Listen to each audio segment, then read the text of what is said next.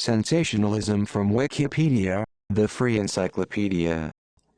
In journalism, and more specifically, the mass media, sensationalism is a type of editorial tactic. Events and topics in news stories are selected and worded to excite the greatest number of readers and viewers. This style of news report encourages biased or emotionally loaded impressions of events rather than neutrality, and may cause a manipulation to the truth of a story. Sensationalism may rely on reports about generally insignificant matters and portray them as a major influence on society, or biased presentations of newsworthy topics, in a trivial, or tabloid manner, contrary to general assumptions of professional journalistic standards. 3. Some tactics include being deliberately obtuse, appealing to emotions, being controversial, intentionally omitting facts and information. 6. Being loud and self-centered, and acting to obtain attention. Trivial information and events are sometimes misrepresented and exaggerated as important or significant, and often include stories about the actions of individuals and small groups of people, the content of which is often insignificant and irrelevant to the macro-level day-to-day events occurring globally. History in a History of News. Author Mitchell Stevens, professor of journalism and mass communication at New York University, notes sensationalism can be found in the ancient Roman acta diurna, official notices and announcements which were presented daily on public message boards, the perceived content of which spread with enthusiasm in illiterate societies. 2. Sensationalism was used in books of the 16th and 17th century to teach moral lessons. According to Stevens, sensationalism brought the news to a new audience when it became aimed at the lower class, who had less of a need to accurately understand politics and the economy, to occupy them in other matters.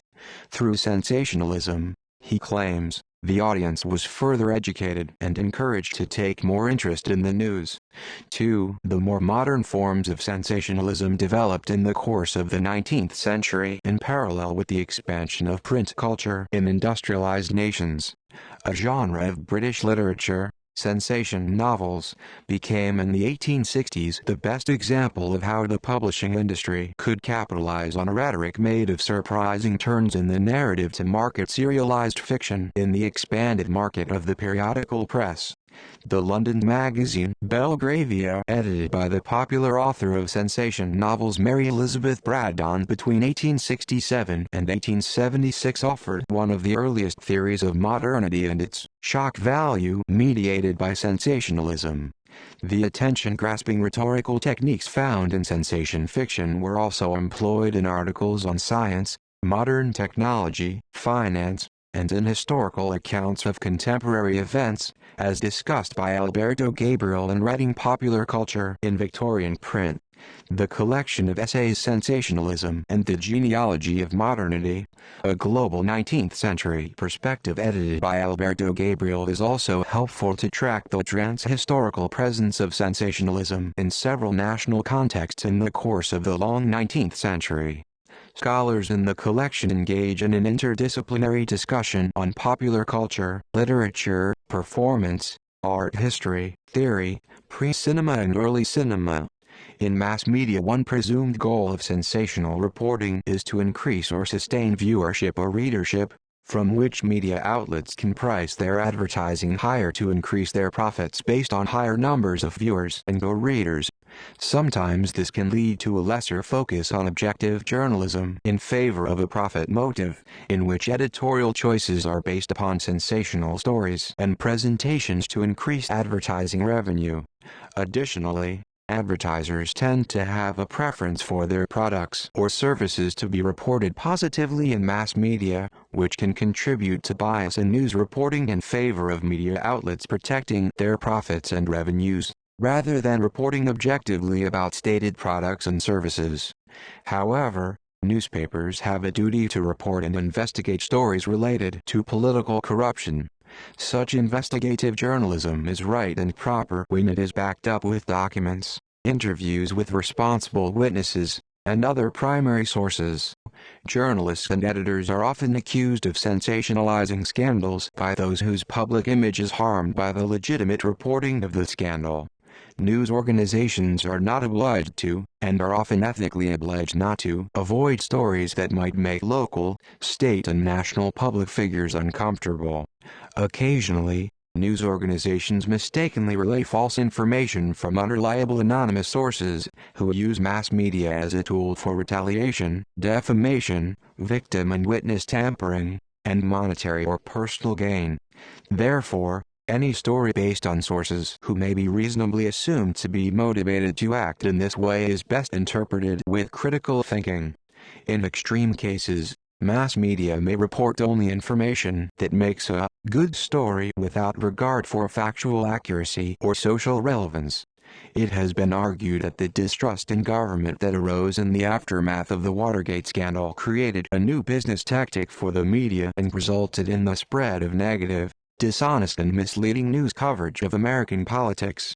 Such examples include the labeling of a large number of political scandals, regardless of their importance, with the suffix "gate." Such stories are often perceived, rightly or wrongly, as politically partisan or biased towards or against a group or individual because of the sensational nature in which they are reported. A media piece may report on a political figure in a biased way or present one side of an issue while deriding another. It may include sensational aspects such as zealots, doomsayers and/or junk science. Complex subjects and affairs are often subject to sensationalism. Exciting and emotionally charged aspects can be drawn out without providing the elements needed, such as pertinent background, investigative, or contextual information for the audience to form its own opinions on the subject. In broadcasting, sensationalism is often blamed for the infotainment style of many news programs on radio and television. According to sociologist John Thompson, the debate of sensationalism used in the mass medium of broadcasting is based on a misunderstanding of its audience, especially the television audience. Thompson explains that the term mass, which is connected to broadcasting, suggests a vast audience of many thousands, even millions of passive individuals. 3. Television news is restricted to showing the scenes of crimes rather than the crime itself because of the unpredictability of events, whereas newspaper writers can always recall what they did not witness. 2. Television news writers have room for fewer words than their newspaper counterparts. Their stories are measured in seconds, not column inches. And thus, even with footage, television stories are inherently shallower than most newspaper stories, using shorter words and familiar idioms to express ideas which a newspaper writer is more free to expand upon and define with precision.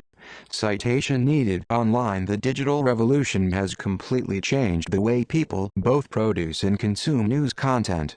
From a production standpoint, news outlets are now at a much higher risk of releasing content that is false because of how quickly news is circulated through the internet in order to capitalize on those views and clicks for profit. From a consumption standpoint, this means fewer people reading physical copies of newspapers, and this is reflective in the way headlines are created for print media. The introduction of the term clickbait into the forefront of the global lexicon has had implications in many major world events, specifically the election of Donald J. Trump to the presidency of the United States. Another reason for the concern over internet sensationalism is the way certain algorithms can create news loops that show people the exact same thing over and over again. Many characters on the internet have been able to profit off of these tactics by instilling fear through completely ridiculous and unverified sources which are able to self-permeate online through these algorithms. While these algorithms are meant to prioritize more trustworthy sources, this doesn't always happen since they rely on keywords and phrases. As politics have become more polarized, these tactics have become increasingly prominent as news outlets realized how easy it is to push their own agendas on the internet in this fashion. Many countries have implemented response efforts to this issue, as distrust in the media has become a global concern alongside the rapidly changing format of news media.